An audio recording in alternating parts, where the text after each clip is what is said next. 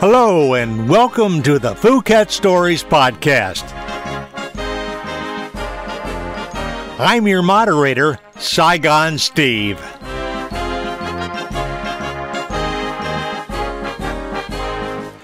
On this recorded podcast, we'll talk with service alumni who were stationed at Phuket Air Force Base in Vietnam and talk with them about their experiences.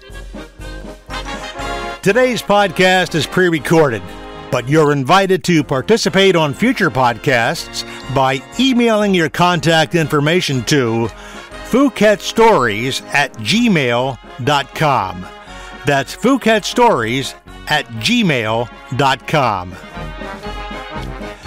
So let's get started with today's Phuket guest.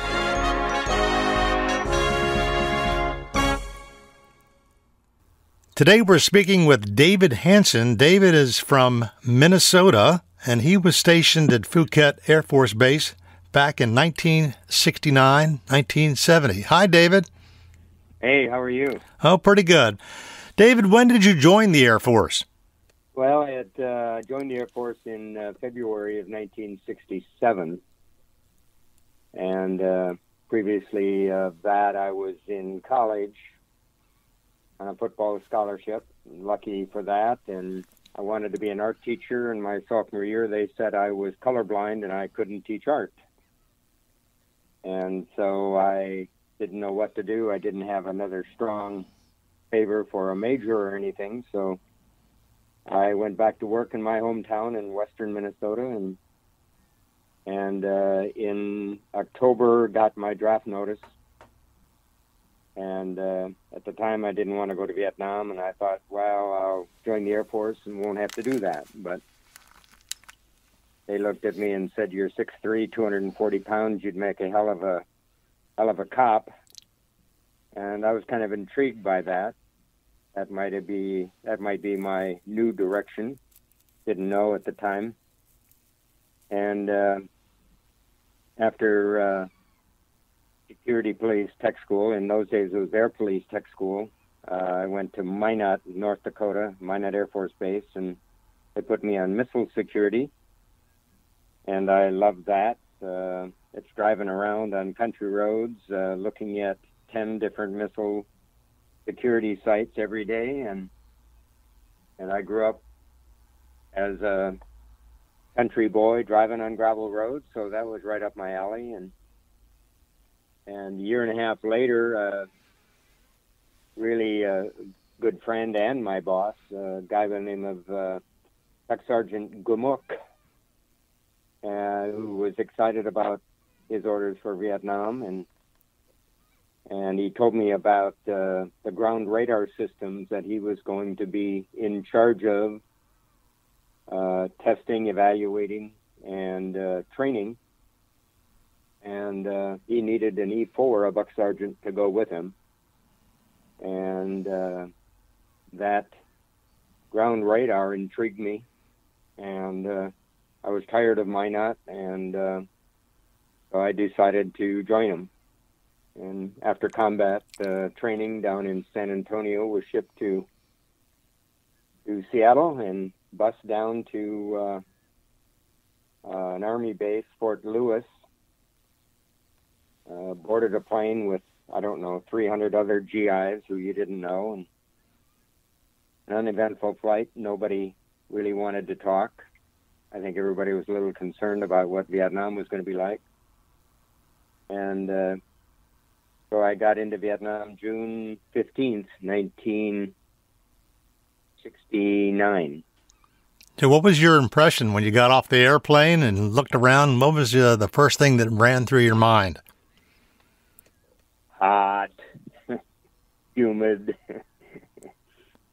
And it must have been 100 degrees and probably 90% humidity. Did you land at Phuket? We landed at Cameron Bay. And so we had to wait overnight for a C-130 up to Phuket. And that night we were awoken about 3 a.m. in the morning. Lights came on, a big loudspeaker. Anybody who has had combat training stand. So I don't know, there was some 70 of us maybe that stood up, and they handed M16s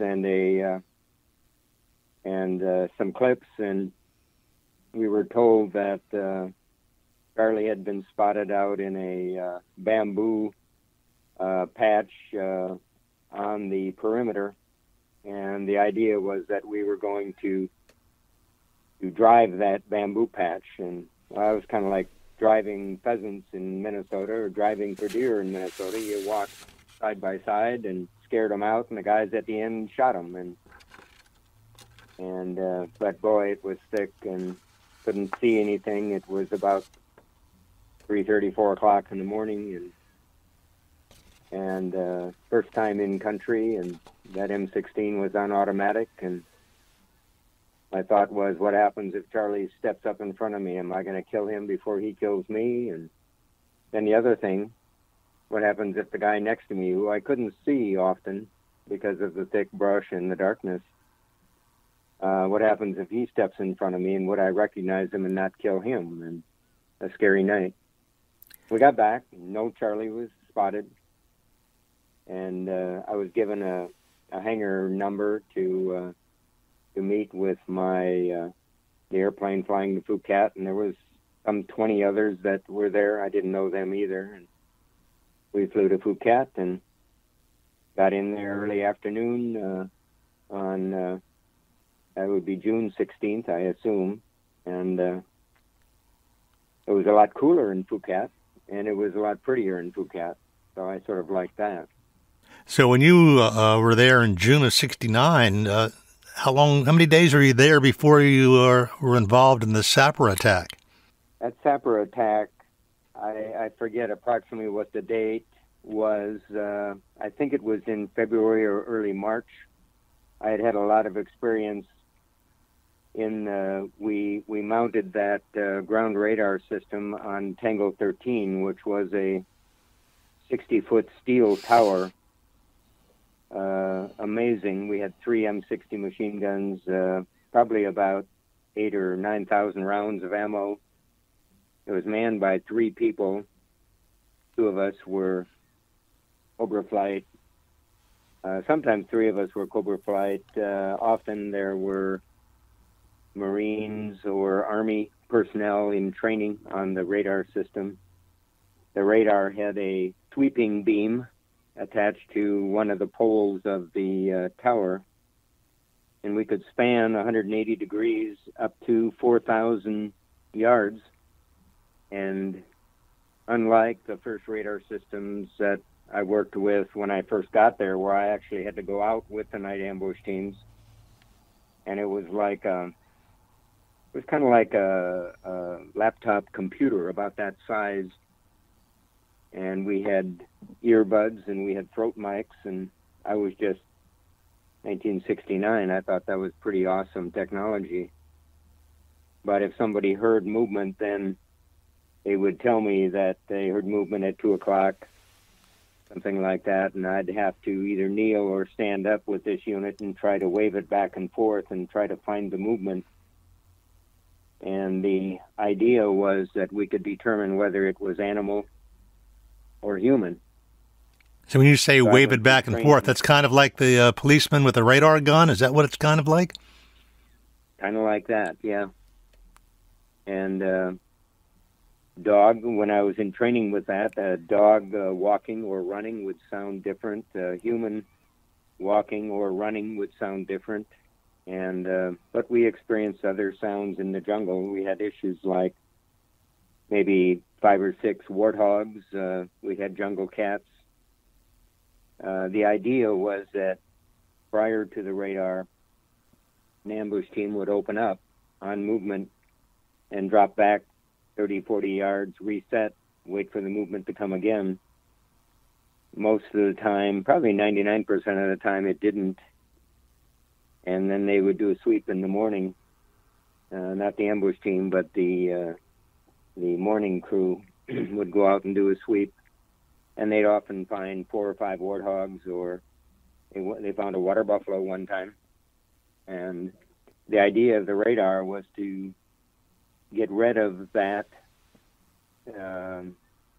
needless shooting if we could figure out what it was. And we had times where 4 or 5 warthogs would actually when I'd tell the other guys that it sounded like fast dogs, and then what would show up would be 5 or 6 warthogs, and they'd actually walk right between us. And the same with the jungle cat. So you kind of understood what kind of movement listening to that movement was to whatever animal it was. And in the 3 months that I did that, we never opened up on human movement. So the radar served its purpose. But the problem with that radar was it only had maybe a usable distance of maybe 100 yards, or at the most maybe 200 yards, depending on how thick the jungle was. Did they have night vision goggles at those times?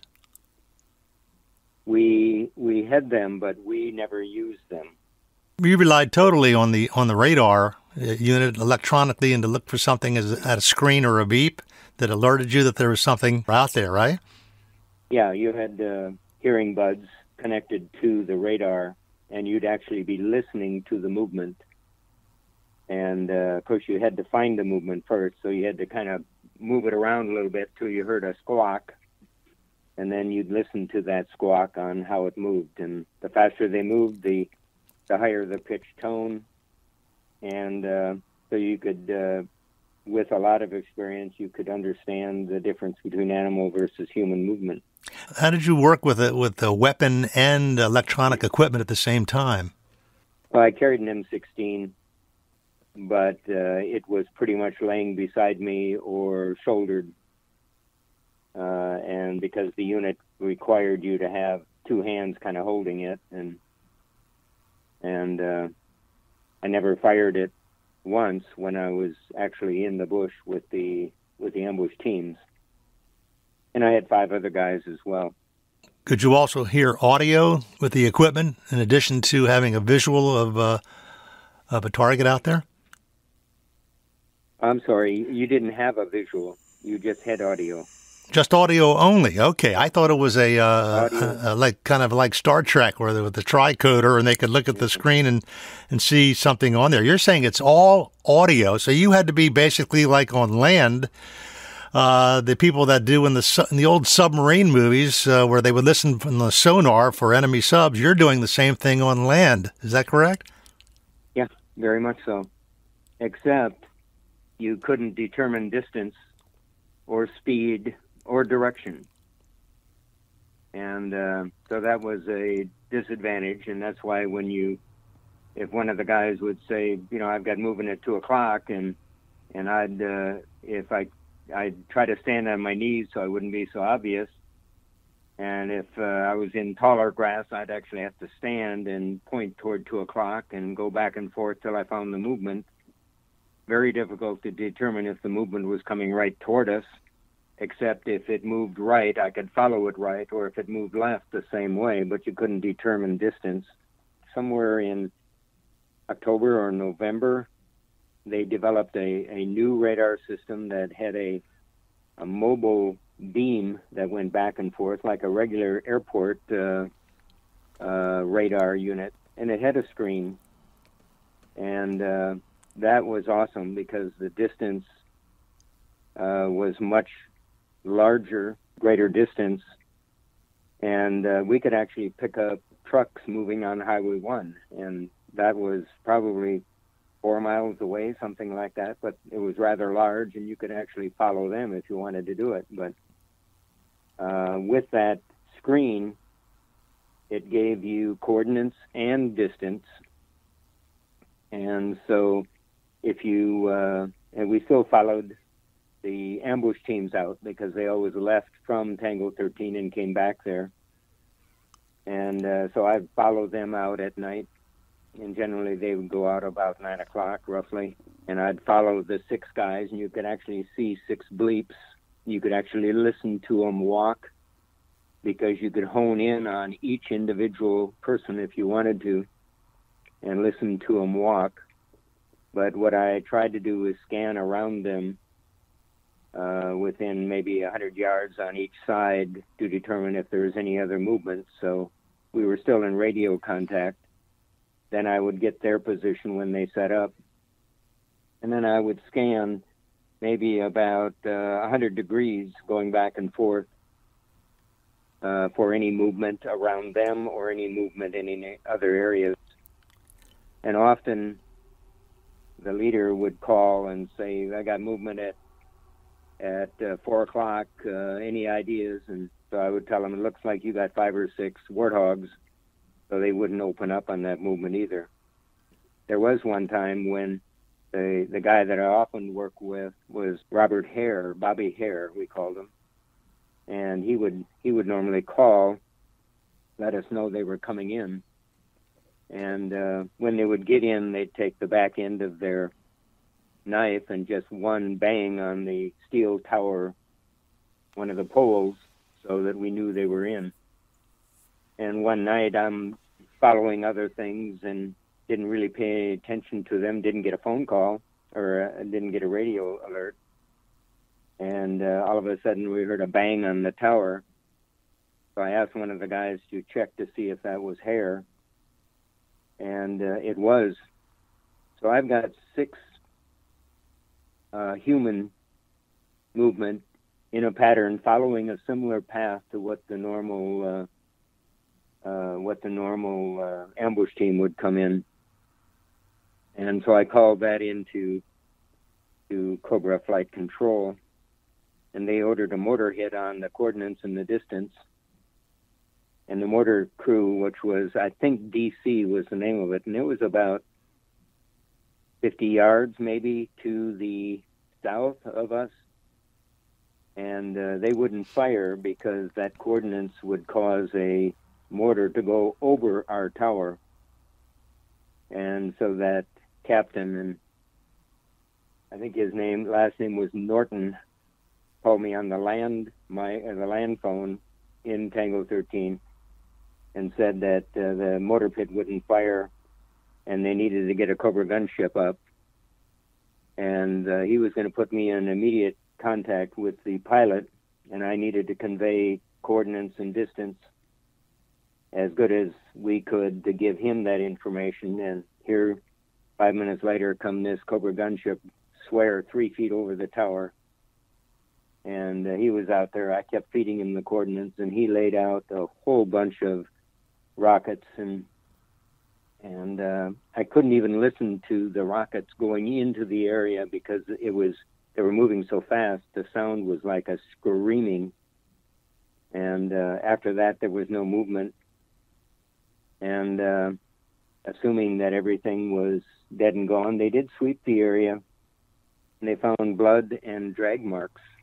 And so there must have been some of them still alive, and they were dragged out to, they couldn't follow it anymore. So I'm sure some of them got away. But we often found goofy things like that. We had a colonel up in the tower one night, and I was training a Marine, and there was a blip on the radar, but the blip never moved distance-wise, left or right or closer or further away. It stayed the same all the time. There was a pretty heavy wind that night, and the colonel wanted to know what that blip was, and the Marine said, nothing but a tree, sir. And the colonel said, what kind of a tree? And he said, nothing but a tree, sir. So there were those kinds of movements that you had to kind of watch and maintain as well.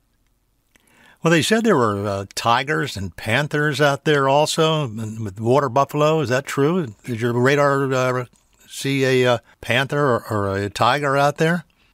When I worked with that smaller unit with an ambush team, I actually could hear some sort of a large cat, and it turned out a black panther walked right in between two of us and went back into the bushes. And it looked like he was a black panther, but it was dark that night.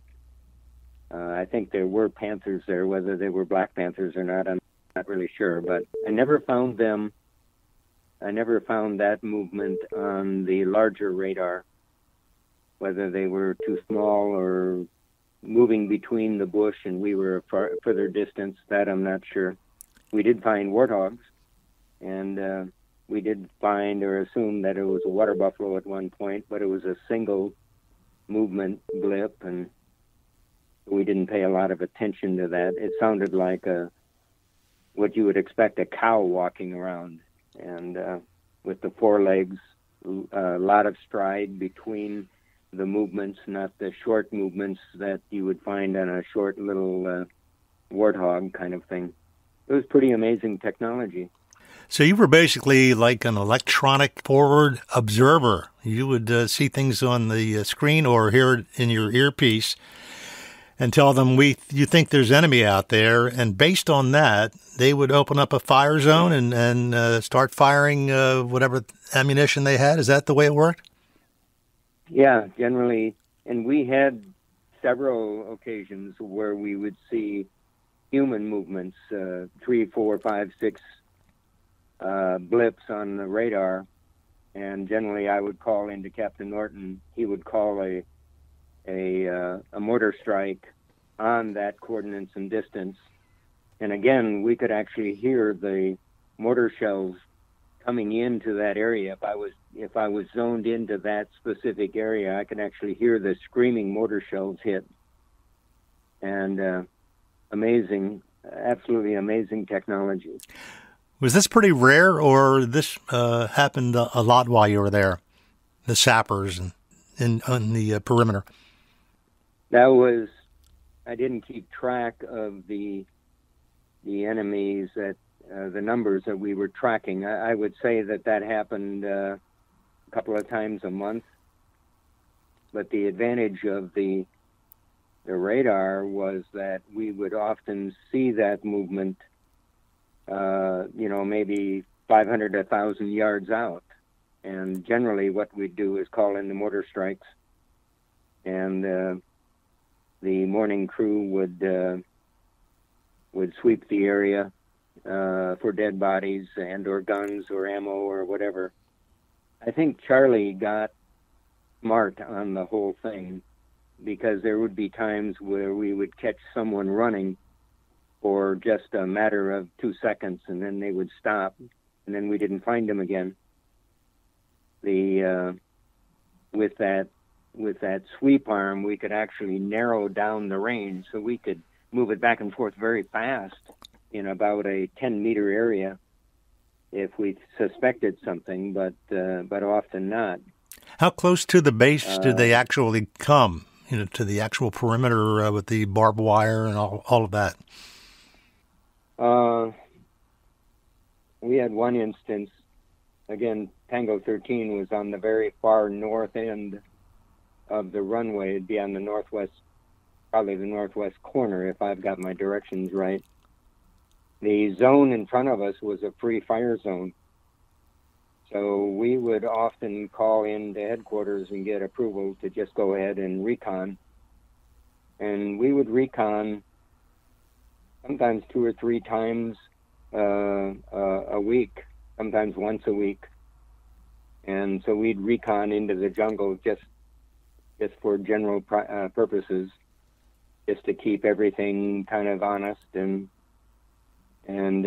understand if we had a good 60 or a bad 60, as we always tried to get the same numbers of the M60 machine guns, so that we knew we had at least 1 or 2 good operating ones, and we kept that same, or those 2 same 60s every night. We had an Army guy up there one night as a trainee. We weren't seeing any movement. And we had a canine unit that operated between the mortar pit and Tango 13. And one night, probably 4 o'clock in the morning, the canine alerted, the dog alerted. And I went to the front of the tower. That tower had 1/2-inch steel plate on the outside. The flooring had 6-inch sandbags and steel plate on the inside. So it was a pretty well fortified tower. And when I got to the front, I saw a zapper get caught up in the concertina wire, and when he pulled around, he set off a trip flare. So the M60s were always loaded, so I started firing, but then I got return fire up against the tower, and it'd be ricocheting off the steel. And we had never seen anything that close. And the canine started firing. The mortar pit started firing. And I think they were perplexed as what to do, but what they came was, it looked like a dry gulch. And I think they got into that dry gulch and followed it all the way up to the concertina wire, where it was actually too close for the radar to pick them up. Thank goodness for the canine unit. Had a situation that night of where you're supposed to fire in short bursts and let the barrel cool off, but in a hot situation, I didn't do that. I just kept firing. I had a shell that misfired, and you're supposed to let it cook off, but I didn't think that we were in a situation where I could allow that to happen. So I took my flashlight, I opened the breech, and held my hand over the flashlight so it wouldn't light anything but inside the chamber. And there the shell was. It looked like it had fired, but it didn't go off. So I took my knife and I was trying to pry it out, and then it went off. It shattered my flashlight. It burned my face. The flashlight actually protected my eyeballs, and I didn't even know my face was burnt until I got to the armory, and the guy was laughing at me. "What'd you do to your face? It's all black." But getting that shell out of there, I ran my finger in the chamber, and it was out. I was hoping the actual projectile made it out the end of the barrel. So I reloaded and continued firing. We went through somewhere around 4,000 rounds of ammo that night. We had 2 or 3 inches of brass in the tower, and so it was quite a night. And that canine unit was, I mean, they could have easily gotten up. Nobody would have seen them if it wouldn't have been for that canine unit. They could have set off charges on the tower and exploded the thing, and the whole thing would have come down. I don't know what they were doing. They could have got into the bomb dump. They could have set that on fire and exploded, and we would have melted at that point. We were that close to the bomb dump. So there's a lot of good things that happened. It sounds like you were one of the special troops there that actually got into combat, where you're actually firing your weapon in our area. For us to get a weapon, we'd have to go to the armory, and they'd take it out of the chains and give it to you, and off you would go. But you were out there just like in the movies, right? Well, I don't know if I'd call it the movies. Well, like, you were, people say, people in the Air Force, well, you really weren't out in the jungle, like you see in the movie Platoon or something like that. But even though you were on an Air Force base, you did come into contact with the enemy. Oh, yeah. And the scariest thing I had ever encountered when I got off the plane in Phuket, the lieutenant asked me, he said, your Cobra flight, night flight, he said, you qualified with an M60, and I told him I was. I should have learned by then that you don't agree to anything. But he said they had a door gunner that was sick, and they had a chopper that was going out with some medical supplies to an Army base camp just to drop off and come back. And it was early afternoon, and the pilot said, "You're not going to see anything, don't worry about it." He strapped me in.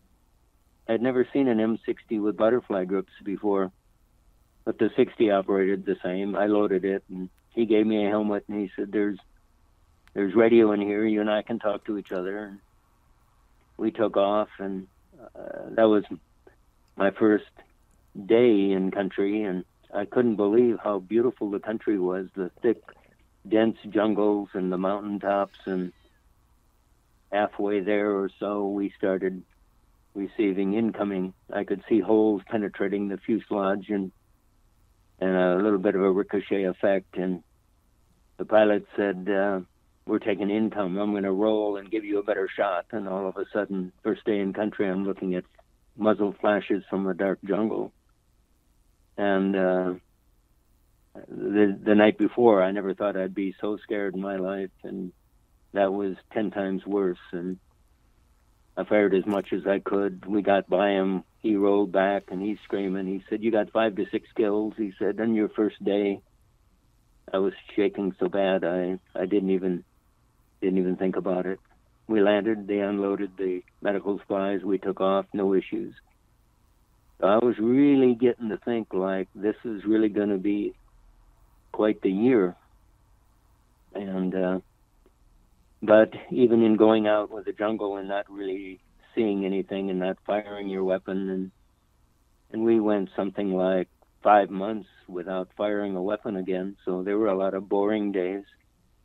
But you're still out there. I mean, you're still out there in the dark, and you're still intently listening for anything, any movement, any twig that snaps, a trip flare that goes off. I mean, there was all kinds of things that you could imagine that could be dangerous.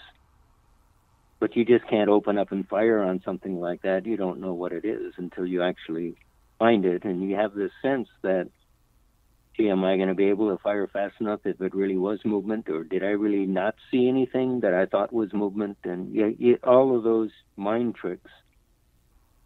So it, even during the dead times or the lull times, you had to stay on alert at all times. You know, you never felt really safe. You know, you get into it 8 or 9 months, you take a lot of that for advantage, and you become accustomed to the danger, I think, and the fact that nothing was happening. And then you have something like that zapper attack right at 30 feet from the tower. You have to be ready at all times. You can't just sit around and play like nothing's going to happen, because you had to be ready. Scary times. So the security police Cobra flights, they're an ambush team, right? There. Well, I'm trying to remember if we had 2 ambush teams or 3. And each one, I think, had 6 guys on it. The other team, we heard a bunch of firing one night. We were out in the bush, and we get in, and we had heard that the other team got into a firefight, killed, I forget the numbers, 5 or 6 VC. And we were asked to go drag the bodies onto the base, and they were, they looked like they were 10-year-old, 12-year-old kids.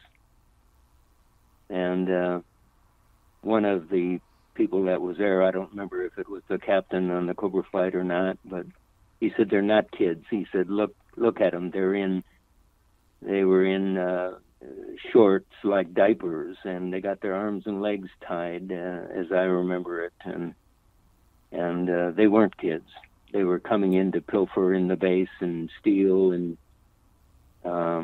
do whatever. But the people that had that firefight, they were absolutely torn up, because the kids, they looked like I say, 12-year-old kids. And those were tough days too. So these are things that you still think about today, or did you leave it back in Vietnam? No, I don't think you can leave it back there. I did, everybody, we had issues that I didn't really know what they were. In our first house, I would do stupid things like buy a couple of axe handles, and I'd put them behind three of the doors in our house in case somebody got into the house. I could have something to beat them with. I still have one under my bed even today. And then I would double check window locks and double check and triple check doors and the garage door, and didn't really know why. We were at the state fair one time, and there happened to be a Vietnam Veterans Association booth, and they had a great big map there. Never really told my wife about anything, but I showed her where Phuket and Quy Nhon were. A guy walks up and asked me if I was in Nam, and he asked me the years, and I told him where and when, and he said, "You sleep with axe handles behind your door and a 9mm under your mattress, and double check doors and windows." And I looked at him and said, "Yeah, how did you know that?" And he said, "That's PTSD." And I had not even heard of that term up until then.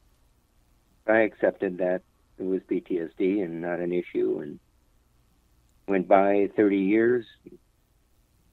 And but then I started having more nightmares and dreams, and then I had my first flashback, being in that chopper and seeing the flashes coming from the jungle. And then that brought on more flashbacks, and that started with 2 feeble suicide attempts. One was in a hotel in Reno, Nevada, and I saw someone run across the back of the room. I turned the light on, and I went in the bathroom. I looked everywhere I could, didn't have a weapon. There was nothing there. And that was the second one I had, and that was scary. And I opened the window, and I was going to jump from the 4th floor, and the window would only open about 12 inches. But in April, 2014, I saw 2 zappers run across the floor at our house at midnight. I heard movement, and I chased them down, and I'm running around looking everywhere in the house, and I couldn't find them. I went in the garage, looked under the cars, went in the basement, looked in all of the rooms in the basement. And I came up, and that was about as close as I ever to suicide. I called the VA hotline, and you get to the VA hospital, and because there's a doctor there, I hung up on him. I called again, got the same guy, and he said, "I checked with the Minneapolis VA hospital. The doctor is there. He's calling an on-call psychologist. They will be there. You get there within the hour." So I think like most guys, I went upstairs and I snuck some clothes and trying to sneak out of the bedroom, and my wife woke and said, "What are you doing?" And I just said, "I'm going to the VA hospital." And he said, "You're not driving." And she said, "I am." She was pretty forceful. I agreed to that. We got to the hospital. The doctor was there. The psychologist was in the room looking over my file. And at that point, I'd already been declared I didn't have any PTSD, so VA wasn't going to do anything for me. And the doctor said, "Your blood pressure is skyrocketing," and that was an hour and a half after this whole thing was going on. But I was in good health, and went into the room with the psychologist. She looked like she was 16, but boy, she really knew at least I thought she really knew what she was doing. Her first question was, "Do you want your wife in the room, or would you like her to leave?" And my response was, "Maybe it's time she here." So I spilled everything out. The next day I had a meeting with the head of the VA psychology department, a guy by the name of Dr. Ren Stinson, super guy. He connected me with a therapist, and I started on a 6-week program called Prolonged Exposure. Boy, that was really hard. But each week I saw progress. I thought I was done. And the therapist said, no, you're not. You told me you couldn't walk in your woods at night. So that's your next assignment for the next 6 nights, is you walk in your woods and you just stand there. First night I couldn't do it. Second night it took me 15 minutes to walk into the woods. But I did. And after, 30 minutes or so, my anxiety levels started dropping a little bit. We were taught how to measure that in percentages.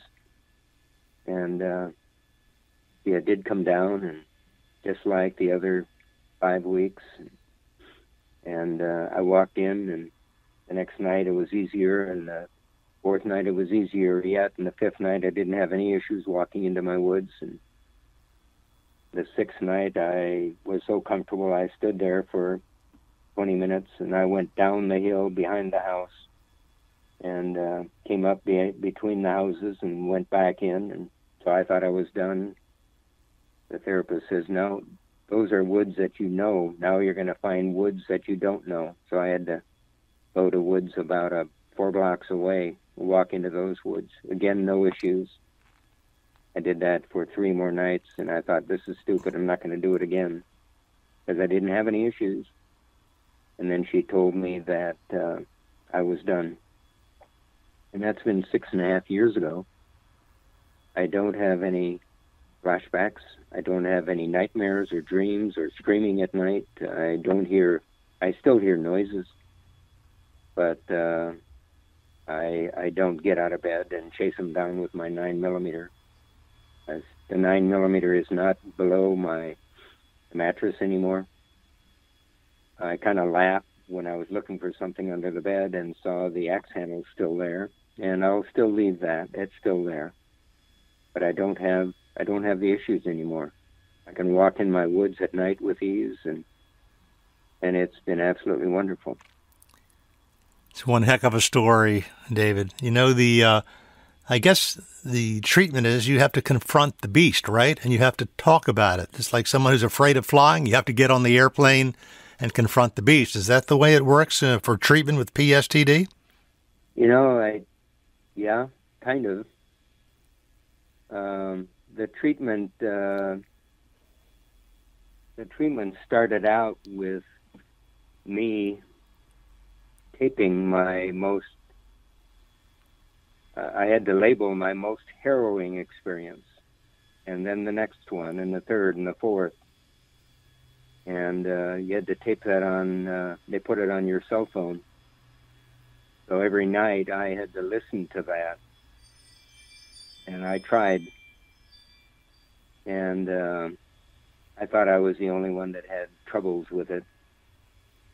But my problem was that I was blubbering so hard while trying to tell my stories that I just couldn't listen to that.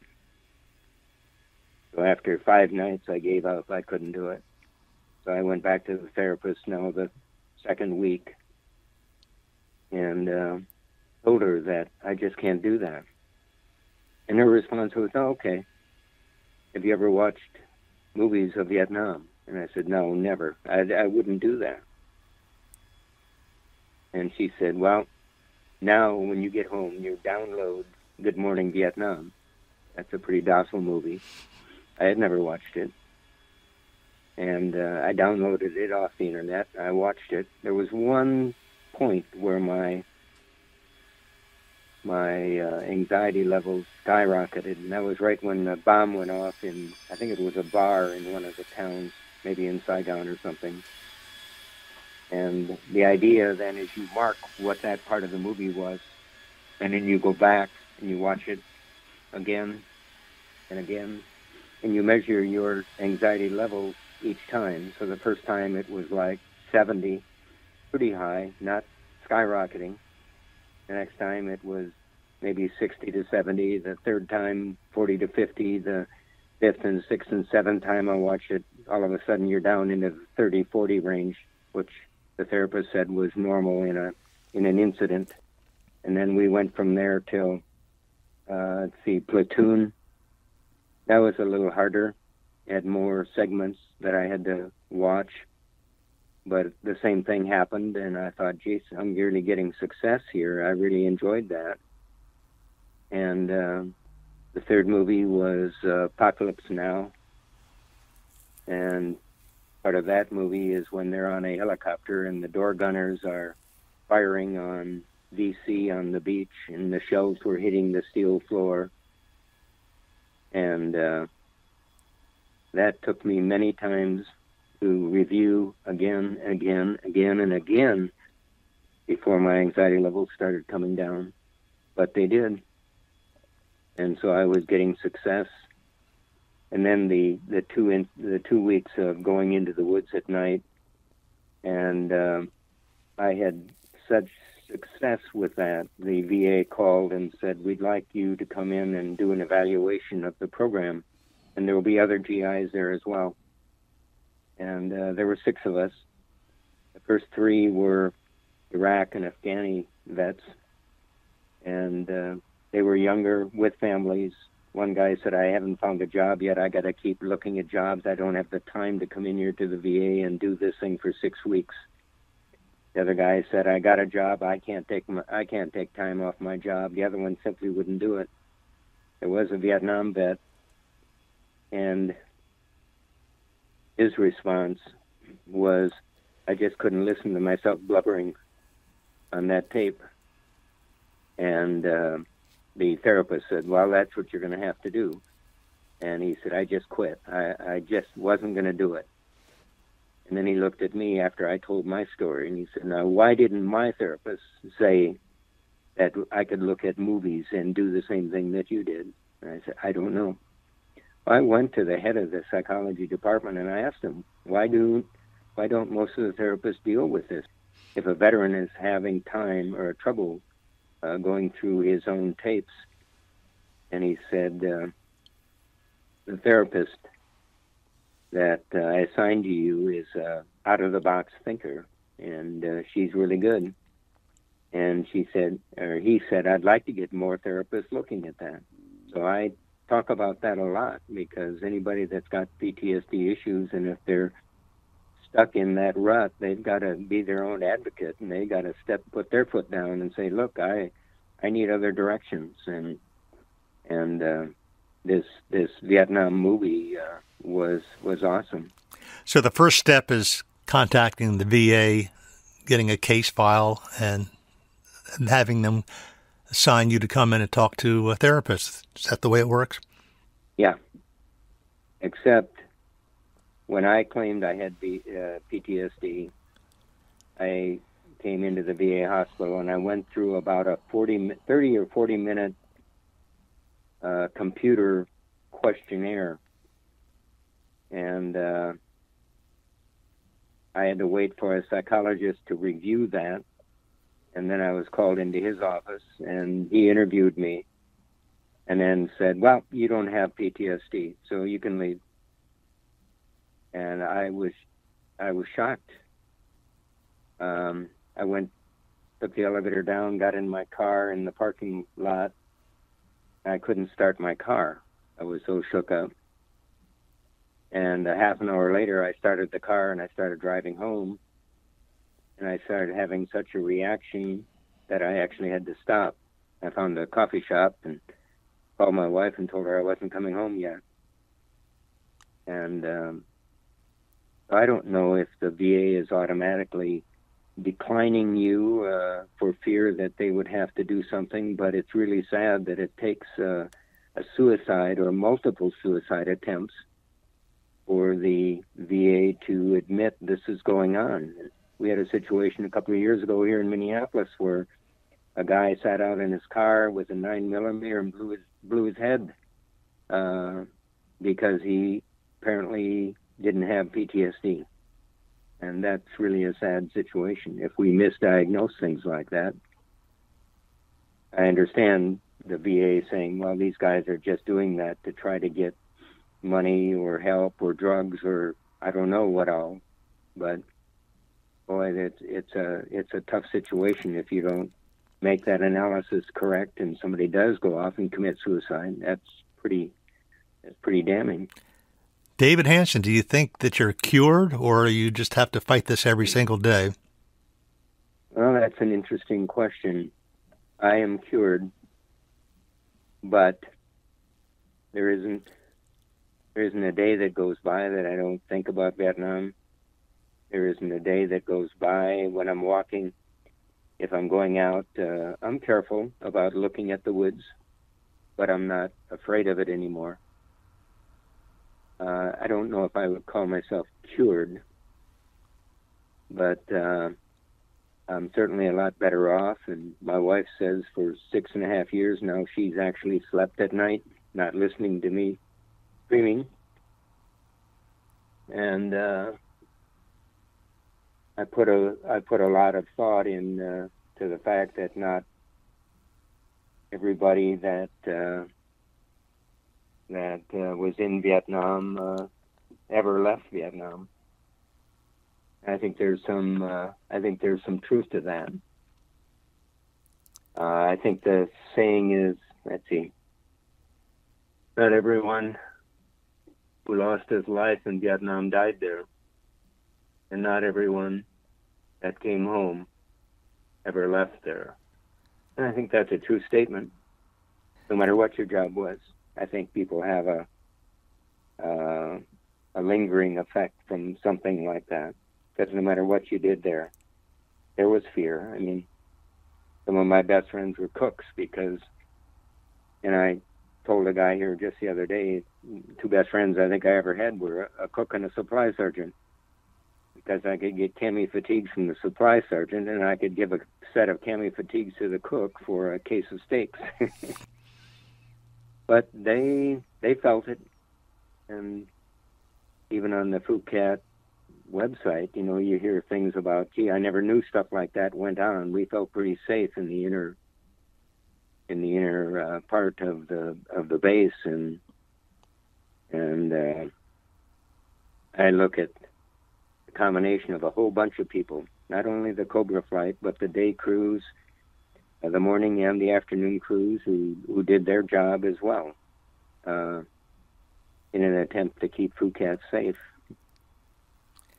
Well, I think we all want to thank you and the other people that guarded the Phuket perimeter for us at nighttime, kept the bad guys away, and helped a lot of people come home safe, not shot. And I know that you had this PTSD problem, and you're over it, and only things are going to be better from here on out. David Hanson, I want to thank you for spending the time with us to tell your Phuket story. This is a heck of a story, and I think that the people who were stationed at Phuket, or even if you weren't, that will get a lot of information from listening to this about the PTSD problem, and that there is a way around it. David Hanson, thank you for your service. Thank you, Saigon Steve. Good luck with this. Well, that wraps up another episode of Phuket Stories. If you'd like to participate in a future Phuket Stories podcast, email your contact information to phuketstories@gmail.com. That's phuketstories@gmail.com. Until next time, thanks for listening to the Phuket Stories podcast. I'm Saigon Steve.